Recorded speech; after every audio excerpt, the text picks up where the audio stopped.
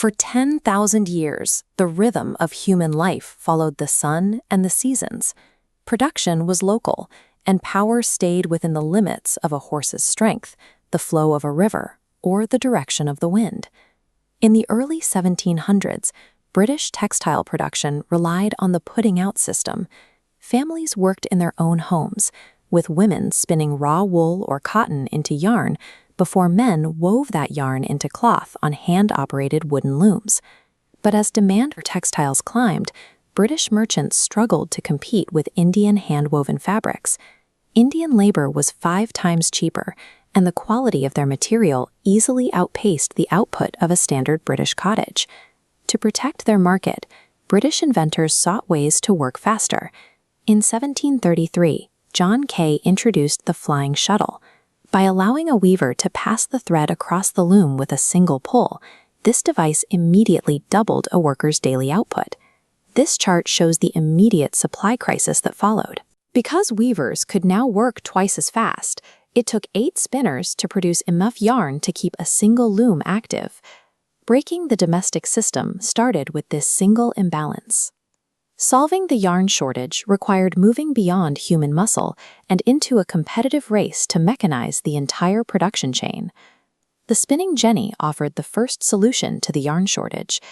This machine allowed a single worker to spin multiple threads simultaneously, significantly increasing the volume of yarn available to the weavers.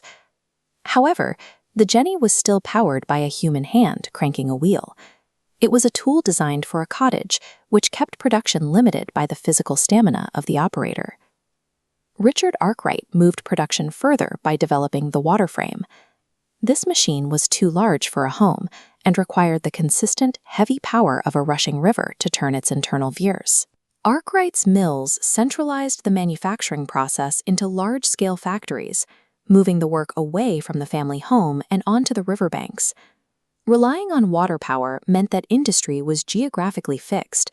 If a businessman wanted to expand, he had to find an available stretch of a river, leaving factories isolated from major population centers.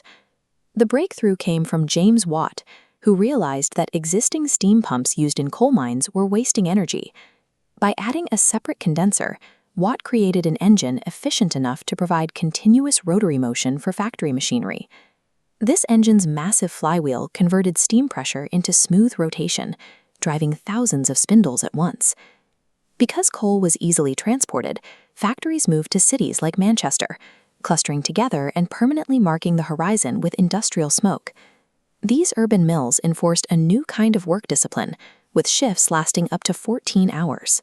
Owners hired children as young as 8 to work as scavengers, using their small size to repair threads and clear debris from underneath moving frames. As people moved from the countryside for steady wages, cities grew without planning. Families lived in overcrowded slums near the mills, where poor sanitation and the rigid pace of the factory clock dictated every aspect of daily life. The sheer volume of cloth coming out of these cities quickly overwhelmed the existing road network. A system of horse-drawn carts and muddy paths could not move the bulk materials required to sustain a factory economy. The first major solution was a massive expansion of canals.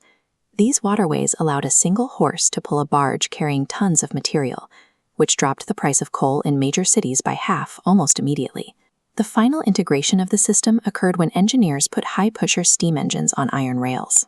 These locomotives linked inland manufacturing hubs directly to global ports like Liverpool, moving goods with a speed that horsepower could never match. This map shows how the railway effectively collapsed the distance between the factory and the market.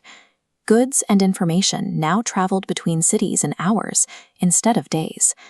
The quest to weave cotton slightly faster resulted in a landscape of grid-patterned cities and iron arteries. By solving these specific mechanical bottlenecks, we shifted the rhythm of human life from the seasons to the unyielding speed of industrial machines.